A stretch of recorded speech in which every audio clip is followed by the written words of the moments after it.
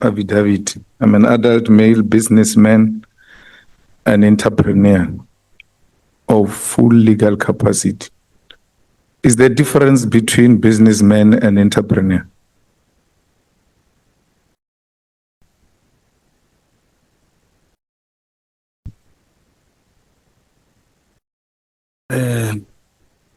If there is, I am not sure what the difference, but I know that I'm a small businessman. You are? A small businessman. Oh, you have not written it here, because a businessman will mean someone who owns or has inherited an institution. Oh. Let's say McDonald's. An entrepreneur will mean someone who has come up with an innovation, new ideas, as disrupting the new way of doing things in the business sector. Are you any of the two? No. So what kind of business do you do? Selling liquor, making wars. Where do you sell liquor? In Mahikeng. Where? Like customers. No. A Mahikeng shopping complex. The name of the place is called what? A place called Old School. Old School. Old School It's village. a shabin. It's a tavern, shabin, bar, club. The bar kind. There's got a liquor license. Yes, I have 4 liquor licenses. Okay, and then the fourth? And the meat at the back, and then. So it's like Chisanyam. This place of yeah, you sell alcohol, you sell. And there's a tavern now, not of the same class, like Tap way at the road somewhere else, with some shops people renting from me. So in the context of what I've just defined, you are not qualified to be called a businessman. Definitely. Now, I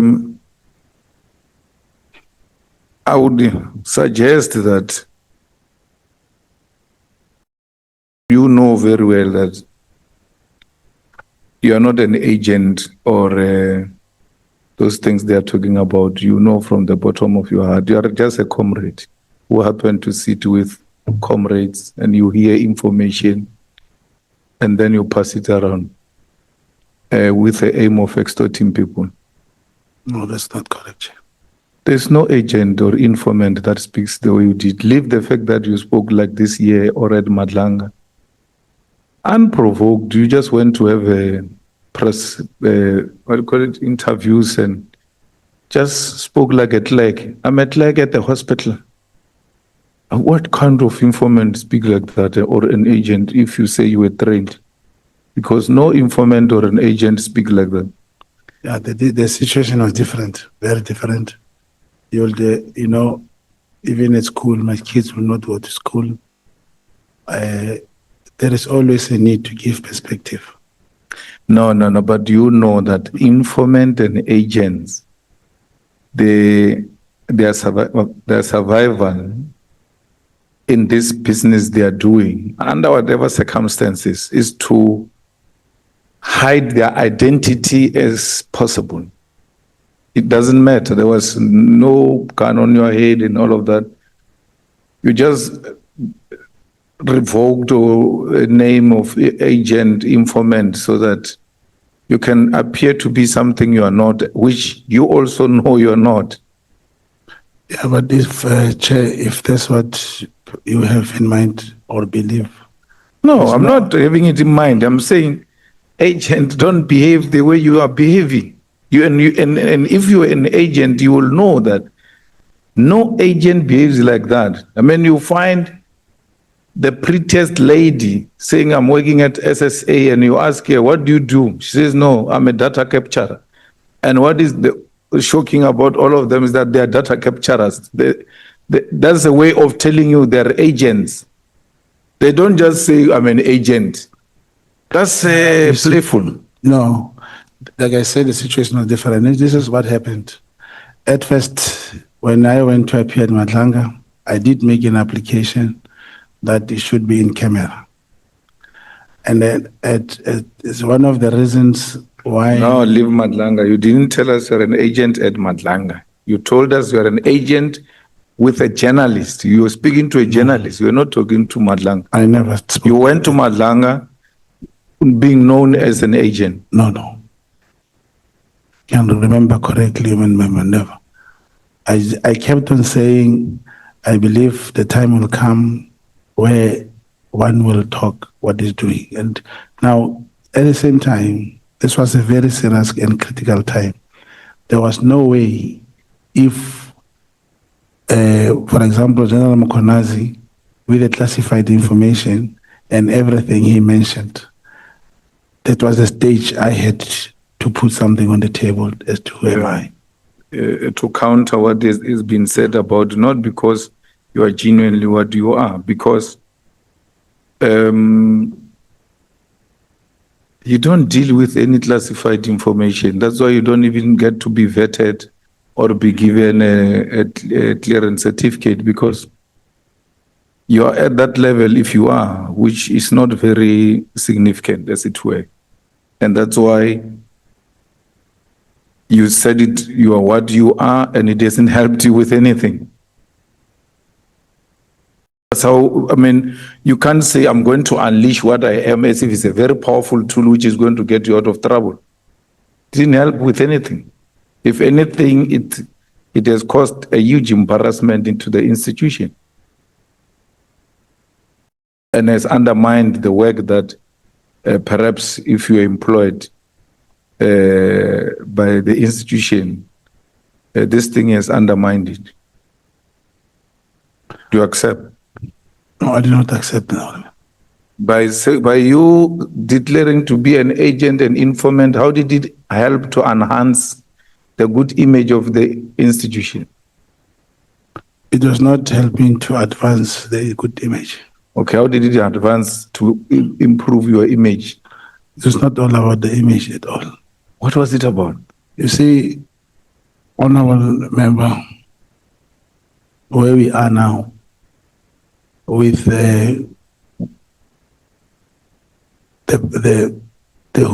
those who are controlling the police service as we speak, and especially the crime intelligence, I can assure you, if the committee or the commission or the president does not take any decision, it's going to collapse. You're not answering the question, huh? How I'm saying that is where everyone has had to bring whatever that can assist to save the same organization you are referring to. If we were to ask state criminal intelligence, if you're an agent, look, don't stop with that story that when you are an agent, your name is nowhere, it's only being handled by a handler. That number comes out of your name. You give your name and your ID number. Yes. And the custodian of those agents is General Kumalo as we speak now. It's crime intelligence. I'm telling you. Because those people, he's not your handler. But all of you belong, if you belong to crime intelligence belongs to Kumalo. It doesn't matter wherever you are. If you are receiving money of crime intelligence, you are an employee of Kumalo. In the sense of organizational structure as the head, you'll say that there should be a way. I mean, remember, we cannot have a situation where every person goes around calling themselves agents, and we don't have a way as crime intelligence to verify the authenticity of these people. It's going to be verified. Yes. So I'm saying, if we're to ask crime intelligence tomorrow that you are you an agent through the chairperson, not in a publicized manner? Yes. Will they confirm? There is a way. You know, as we are speaking, I'm thinking, as a member of the committee, I don't know how can this be done to have that not in public. And we say, just 10, 12 days, give us the exhibit, give us evidence pack, give us something tangible. Yeah. If it's classified, you must see how do you deal with intelligence service to declassify that. and take a decision out of that. That's number one. Number two, you also tasked me to have, through the same way you want to verify, to get 5 extra people. No, we verify through institution. We don't verify through people. I'm saying I give you extra 5 people, Huh? which they must also verify if they can tell you. And you look at the exhibit, you look at the operations, you look at everything that these people have done. I accept that. Remember, my time is limited. Right. If I were to go through proper channel as the committee to the Yes. institution, which is a custodian of all the agents, will they confirm that you are an agent? Because we can't have people running loose, calling themselves agent, and there's no mechanism. It's true. Because it's the same as impersonating police It's true. and impersonating IPIT. It's correct. Yes. So if we're to go to crime intelligence tomorrow to confirm that you are an agent, will they confirm? Yes, they have to. I must tell you who I'm working with. No. Yes, they have to confirm through the person I'm working with. I don't want the person you work with, because you've got a number. Yes. Your number is an ID. Yes. Yes. And, everything. and your name. So that's why they can give your handler money. Yes. Because they can't give money to a handler to go and give to a non-existing person. That's correct. And now, just to And if we find that you are not an agent, right? Do you give this committee a permission to open a criminal case against you of lying under oath and impersonating crime intelligence agents? Chairperson, honorable member, I have just given one practical example of 7 generals who are arrested, criminally charged. They were cleared in 2 weeks. So if a person can deviate or do anything of that sort, it's easy to deny and say he's a liar, just like this affidavit. No, so I'm saying your answer must be very simple, because you are saying they'll confirm your name. I'm through my saying handler. If they involve my handler, No, yes. No. You are not an agent of a handler. You are an agent of crime intelligence. That's why they give you our money. The handler is not giving you his money. That's correct. He's giving you our money. That's correct. So if someone says he's a teacher and is getting money, and then he says, no, you must confirm through my principal at school that I'm a teacher, it's wrong. I'll confirm through the Department of Education if you're a teacher and you're deserving of receiving that money. And then the department knows how to do those things. That's why I don't want to expose your handler if you've got such a thing. It's not my duty. Yeah. My duty is to deal with the institution. And if the institution says we take full responsibility for Brown Mogotsi, then we're happy. Yes. And if they deny and I bring a proof, who will be the arbiter? No. If they deny, they know they will get into trouble. They can't deny your existence when they are being asked by Parliament your existence as an agent. Because why do you cast aspersion on your principal? Crime intelligence is your employer, in a way. Yeah, I accept that you don't work like police, draw salary, and but that's what you are. So the crime intelligence is the only authority that can speak for you. That's correct. And say, yes, we've got this kind of a person. Or without even saying yes, they will say, we've got some work to do with this kind. They've got a way of speaking that their language to confirm if you are in business with them.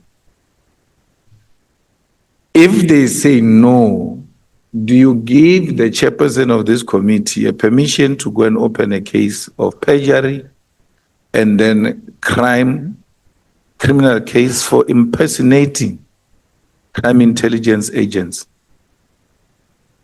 Yeah, Chairperson, I believe the Parliament, whether I say yes or no, has the obligation to do so. No, I'm not. We know.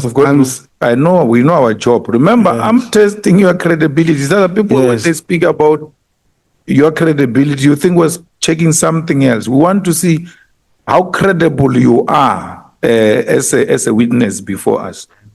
Yes. Because you shouldn't create doubt about yourself. I mean, I'm a president of the EFF, and you say to me, if we go to the EFF and ask if you're a president, I say, it depends on you and all of that. Yeah? I must say, yes, go, you can go. And then if you're not president of EFF, we're going to open a case against you. You can do that. We can do that with ease. I'm a president of the EFF. Yeah, I'm a member of parliament. that's correct. So I can't give a long-winded answer on something that is so easy if I am a member of parliament. That's correct. And I'm saying, Honorable Malema, the example you're giving about the EFF, you see, it is you, the last person to confirm if a member is a member or not. No, it's not me. I'm giving example. No, in that example you are wrong. It's not the Secretary General. Yeah, that's the SG, yes. I'm still coming to you about that. Yes, I'm saying, for example, in my province, and well, you are not a member of the ANC, here's a branch says I'm a member, and the provincial secretary says the member. If the parliament is to ask the institution, it will not go to the branch. It will go to the province or the national office. Yes, and then when I want to ask about your authenticity as an agent, you send me to a branch. You say, no, speak to my handler. You're just contradicting yourself, and I'm the one who correcting you. It's because I'm going to the intelligence. There's no problem, Honorable Member. All I'm saying is, I work with my handler directly. Yes. And it means they will talk to him. And your handler is your branch. No. I'm saying in the political sense. I cannot go to a branch to verify your membership of the ANC. Yes, that's what I was trying to tell you. Yes. And now it shows if like in this case, where I had with the Secretary General, those whatever that we spoke about, and I prove a membership and say, this is my membership expires 2030. You say, at the end of the day, it is me who decides who's a member. So if he decides to say I'm not a member. No, Chair, this question is very difficult, but I will really ask that we find a way to confirm. No, we'll confirm the institution, Chair. I'm not disputing. Yeah. I'm just showing you, as long as my handler is involved, I'm here. No, it's not for me. For your institution, ask the deal with it. No, it's fine, Chair. Yes, because you might find you have a non-existing handler. What if the cartel? Okay. And then you are sending us to a cartel. No, and we want to go to the institution. Go to the institution. And then the institution will follow its own processes. Yes. Let's go, for instance, quickly on membership. Yes. If we want to confirm your political membership in an organization that has got a membership system that exists, it doesn't even go to a branch.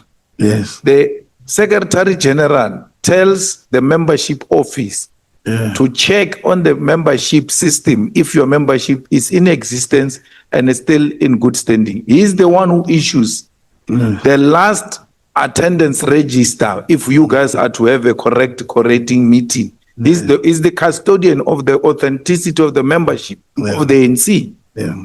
So if he says you are not a member, even your branch can't say you are a member. Yeah, that's the situation I'm having. But yes, the same way if Kumalo says you're not an agent, your handler can't say you're an agent. No, can go to the institution, you're correct. Yes. Yeah. And I'm happy that you say if they deny, then it will be the problem. But if they deny, we're going to have to open a case of perjury and also open a case of impersonating crime intelligence agents. No problem. Because we've got a problem here in this country where people just go around saying they are law enforcement when they are not. And then they undermine the image of the criminal justice system.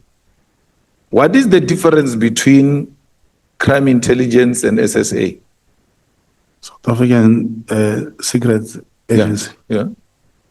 South African security agency and the crime intelligence.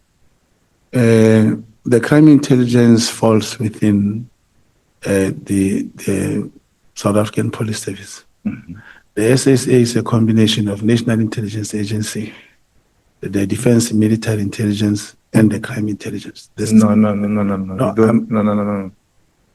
Military intelligence belongs to military. SSA is an institution on its own, it's a department on its own. That's correct. And then there is military intelligence and all of that. Inspector General of Intelligence is one. Yeah, for all of them. All of them, They yeah. all account to him. That's correct. Now, which agent will be responsible to go and gather a necessary information for whatever reason outside South Africa between crime intelligence, SSA, and military intelligence agents? In terms of no, crime intelligence do that also. No, you have no jurisdiction. Your crime intelligence is here. No. I'm not talking of outside. Unless you talk of outside operation. I'm saying outside South Africa, if there is any information we need that requires of us to send an agent, which department will be responsible for such cross-border information gathering? The crime intelligence and SSA must coordinate. Not crime intelligence, SSA. Marnia does not get involved in all the outside missions, no. I've seen many, and they do travel. No, my guy, you violated the law if you are an agent. When you cross the border to go and gather information outside South Africa without being an agent of the SSA. Because if you needed anything of that sort, crime intelligence knows it would have shared that information with SSA. But CIA involvement into domestic affairs of South Africa are matters beyond the jurisdiction of crime intelligence. It's SSA. So why would you go and investigate CIA? No, it was not to investigate CIA. It was to meet someone who was outside of the country at that time. And this person, I met him, and it was not that it's a matter to be done between two countries. It is because he was outside the country. No, I'm saying you met this person because you want to find out if the king and General Mkwanazi are agents of the CIA. That's correct. So you're investigating CIA involvement with our citizens and domestic issues. And then this information can be gathered outside South Africa in Kenya. Yeah, because the person was in Kenya. Yeah. It's not that the operation or we're doing something in Kenya. You're operating in Kenya. Operation doesn't mean you must carry a yellow machine. As an agent, you carry your body to go and gather information. You don't investigate. She's right, you don't investigate. So when you carried your body to go and gather information outside South Africa, you are now going beyond your means as crime intelligence. Yeah, maybe that may be correct. I'm not sure, Honorable Malema. However, that's number one. And I need to point something. You are not given a mandate by the head office, crime intelligence, if indeed it's a crime intelligence mission, because your handler is bound to a certain jurisdiction. Like every police station has got agents, informants, and all of that. So you are at that level. You are not at this level where you are being handled by these senior people of crime intelligence. For you, that's why you don't, to ensure that you're engaged in illegal activities, you don't get money from the state. You use your own money. And then there is another force that gives you money. And then you change, you build the story as you go. You say, no, that actually, you said 5,000 was used for ticket. Then the next thing you change and say, you said that, I said to you, he gave you money. You said, no, he didn't give me money. He paid for ticket. God, remember, money, when we say someone gave you money, we mean money was spent by you. I don't mean, you remember me saying that? Yes. That's when you said he paid for a ticket. Then you changed and said 5,000 was used for food when we're a hotel and food in Kenya. Yes, Chemare, to go to Kenya and come back is not 5,000. No, I understand that. Oh, okay. I understand that. I'm saying you had to show that you're engaged in rogue activities. You go to Kenya. SSA doesn't pay for your cost.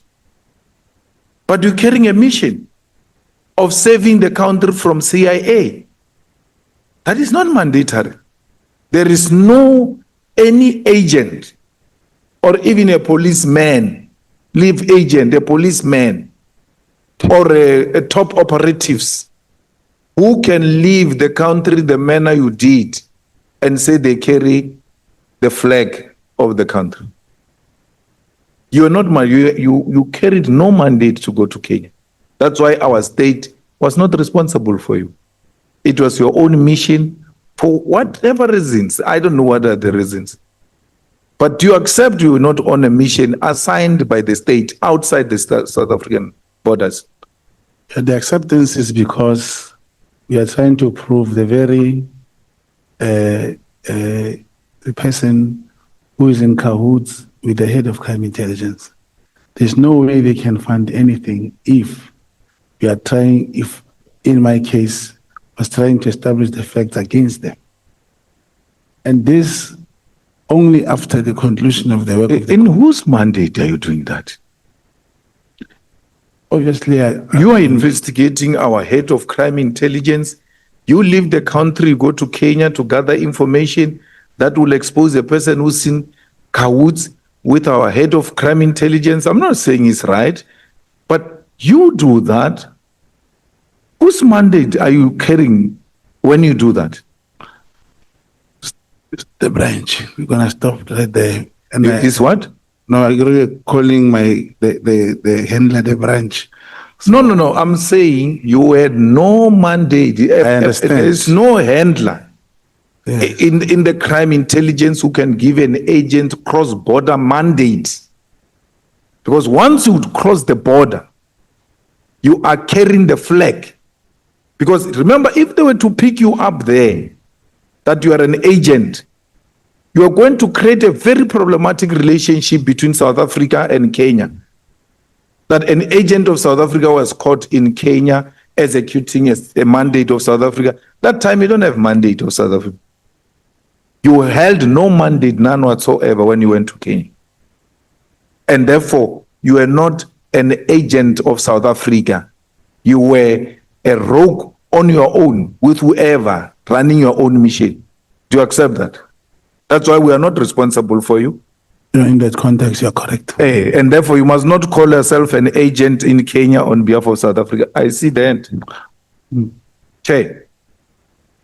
Honor's concern, all Malema is left with 3 minutes. Let's allow him to conclude. Oh. So we don't interrupt that. He's going to want to be reimbursed. Yeah, no. This person who died, but they say I'm left with 3 minutes. You gave two answers. I don't know which one is which one. You clapped this person and then he fell and the head hit the stone, or you pushed this person? No. A very touchy thing. Obviously, if at an altercation, when you fight, when you have an issue, after I pushed him, he stood up. No, after I clapped him, he stood up, and after I pushed him, that's when he fell. Okay. How many times did you take money from Kat Matlala? Because he says you took 38,000 on the 27 December. Plus 110. And then he further stated that he gave you between 150 and 200 for January 8. No, it's 149 plus the ticket.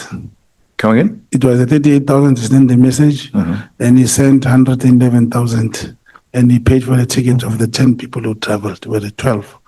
So all of it, you took more than 200,000 from a person that you investigated? No, it was 149. No, 149 plus the ticket. I don't know how much the ticket. I never. That's what I'm saying. Yes, it may. Not 149 into the 38 plus the ticket. No. 149? 38 plus 111. Yeah. And the ticket. Then 38, 111, 149. Yes, plus the ticket. Yeah. So almost 200,000. We can call it that. And have you ever had meeting with Senzo Mkhunu? Who? Senzo Mkhunu, minister. With who? You. Yes. Is your comrade. It's my comrade. You can still call him now. Yes, he's a comrade. And then President Zuma? President Ramaphosa? I never met him. CR17, did you work for it? Yes, I worked for it. What did you do? Campaigning, crisscrossing, my Where were you getting the money? from to the crisscross? campaign. From From the who? campaign. Who? How? The campaign is not, you can't say how. We're not under the three No, they were commission here. They were Who gave you the money? No, there was a coordinator Yeah, in, who? in my province. Who gave you the money? It was Soli. Soli? Comrade Soli, yeah. Soli? Suleiman? Not Suleiman. Soli? Soli was Soli from who? Pretoria. Soli, I can't remember. And another one was, there were about 8 coordinators, including Kaiser and Matobo. Do you have a contact of President Ramaphosa? His phone number? Yes, I do. Do you speak to him? No, I only sent him messages 2 times when I was talking about this problem. He never responded. And then you never spoke to him? No. Where did you get his number? Oh, I cannot remember. I've got so many numbers. I also had your numbers. No, you just never. So I never spoke to you? No. You go around collecting numbers. No, it happens. Why would someone give you President Ramaphosa's number? To do what with President Ramaphosa's number? No, they became available. Sometimes people do get them. I'm not the only one who has his numbers. So Ormate says you can proceed. Okay. Through Take a minute. Meaning I must wait for. Yeah, you can. Honorable Sana, I wanted to say something. No, anyway, Chair, I just wanted to say that Honorable Malema has put it to the witness that as you, for now, allege that you are an agent, you know, the issue of you going to Kenya with SSA, we have domestic branch, we have foreign branch. This issue of you from the crime intelligence, whoever your handler is, you know, Honorable Malema is correct. You have no business at all of going outside the country without the mandate. And in fact, that crime intelligence does not qualify to do that. Do you accept that? Yes, I have to. Thank you, Chair.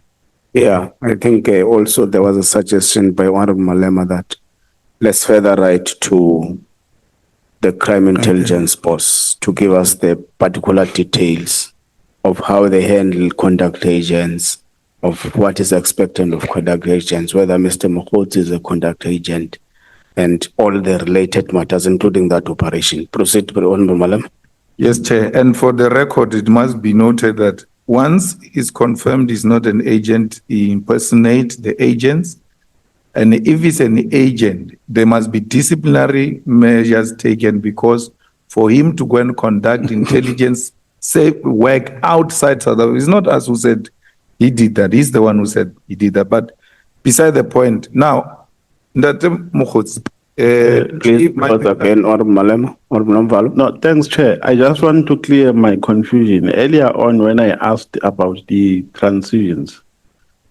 transactions, you said there's only one amount that was paid to the amount of 140 something. 149 in the tickets. By Cat Matlal. That's correct. So was it a once-off payment, or it was paid? It is in the minutes, in the messages. It was 38,111,000. Yeah. What about this amount for the conference, for the regional conference? He didn't pay it. It was not the regional conference. He didn't pay it. You requested for it? Yes, I sent him a message. And he did not pay? No, I got it from somebody else. The other one, you are saying you did not request for it. The January. He paid voluntarily. No, he offered that he can assist there. Even those regional things, he was unprovoked. No, I did not ask him. So he just paid? No, he offered himself that there is a way in which he wants to help the ANC and whatever and whatever. And I said, I cannot fundraise for the organization, but So he paid upon no persuasion, no request from you. He just paid. Because he wanted to ask. He even wanted to buy a table, 100,000, but he didn't buy it. Okay, not there. Proceed, Honorable Malema. No, I wanted to say, you admitted earlier that you lied under oath in an affidavit when you were dealing with those issues of when when you lied so that you can get a permit to investigate someone To record. to the court. Yeah. You said you lied under oath. You lied under oath to the court or to that guy. To the person who applied for 252A. You lied to that guy, and that guy used the false information to get a permission of the court. That's correct.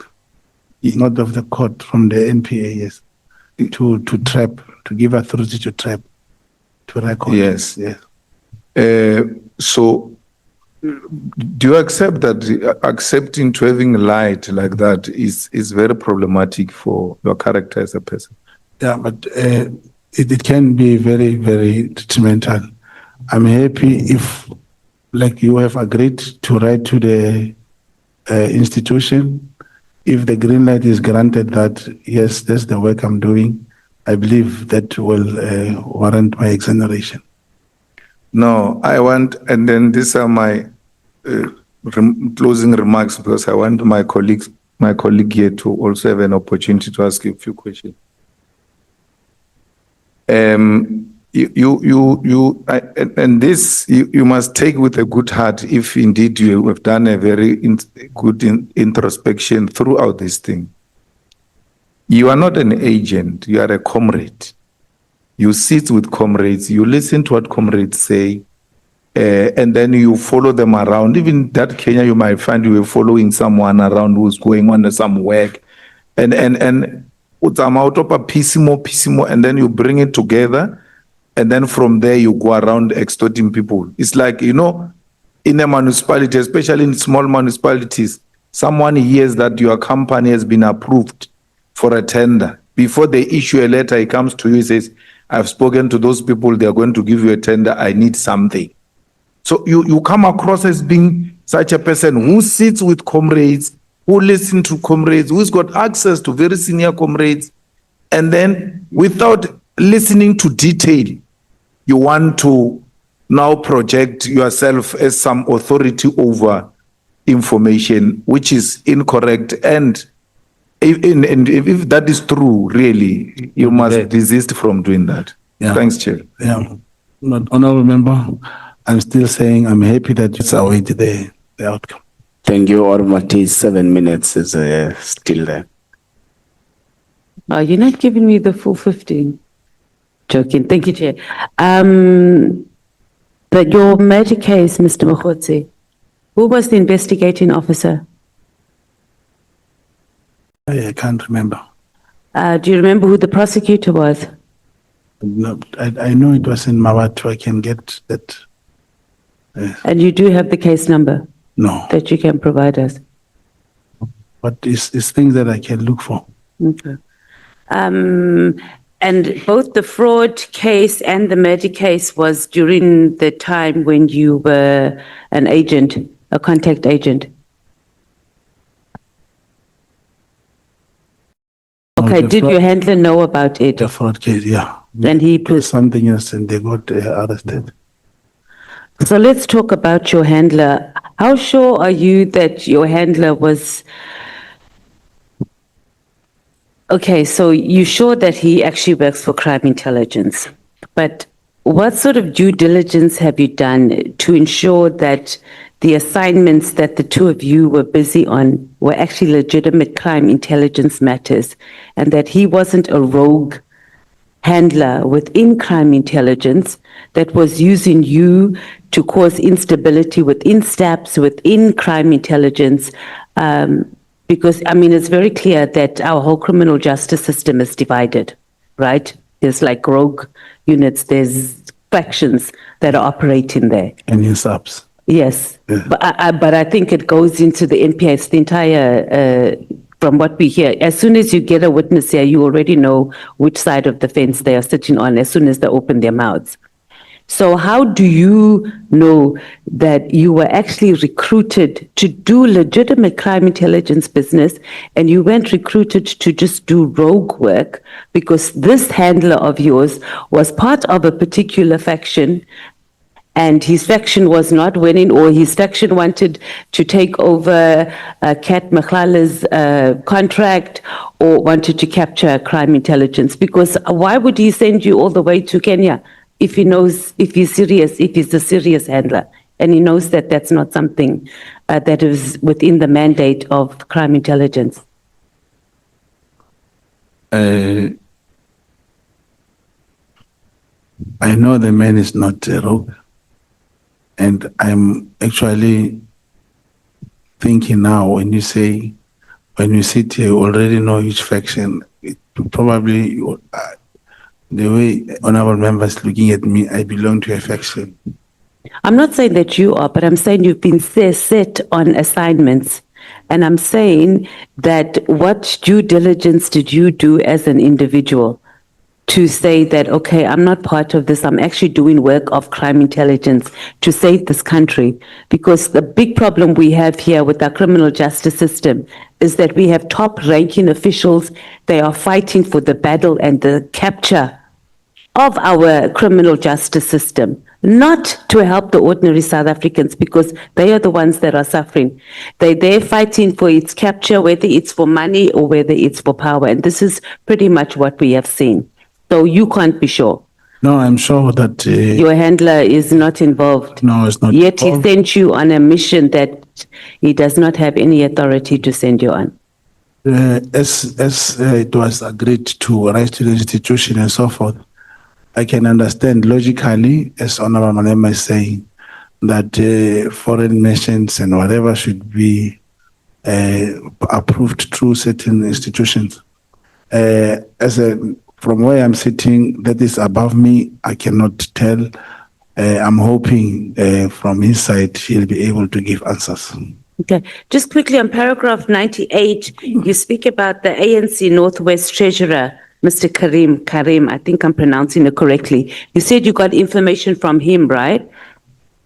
The service level agreement for Kat Maklala. How did you know that he would have this information? Because he's not in SAPS, he's a treasurer for a province. No, he borrowed Kat money. He invested in Kat Maklala's business. We are both from Afike. And as he was having some problems, he then asked me, how do I know something about this tender and so forth? That's when he showed me the service level agreement. So you knew beforehand that the ANC treasurer, provincial treasurer, was involved with Kat Maklala? No, it's not the provincial treasurer. It's a regional treasurer. Oh, regional treasurer. Yes. So you knew beforehand, but he's the ANC regional treasurer. Yeah. And you knew that he was involved with Kat Maklala, and you No. went to him for information. No. He spoke to me when he had problems of being paid. Who spoke to you? The same treasurer, Suleiman. Oh, okay. And then just where I saw the service level agreement. Okay. So he just randomly spoke to you around the same time when you were helping out Maklala on his. It was around those time when we got when he could not be paid. And then just quickly, you said you communicated with the late Minister Mthethwa. How did you communicate with him, and do you have copies of the messages or phone calls? It was a WhatsApp call. The time when we were But talking. do you have? Yeah, but Because even on WhatsApp calls, it'll show that a call on was WhatsApp made. call, yes. And then how did he send you the contact of the George in Kenya? yes, he sent me the contact numbers. So it should be on your WhatsApp. Yeah, from the same phones which were taken by the PKT. Everyone doesn't have their phones anymore when they Yeah. have to produce evidence. So just quickly, you said you were part of MK. MK was disbanded in 1993. SDU. So you were actually part of that new unit called MK Self-Defense. No, it was not called MK Self-Defense. There was just a self-defense unit when we were young. And as time goes on, those members of MK, that's how we realized that those that recruited us are working with them, and that's it. But we never got into training and carry guns and stuff. Okay, I think you explained it a bit differently over here, but we will just skip through that. How did you finance the opening of your tavern in 1996? The tavern. The tavern in Yeah, you said that you opened. yeah. And that one, it was rented actually after. On Mateus, the time is up. You in business like our actual chairperson. Thank you. But I tried to be lenient. Ne?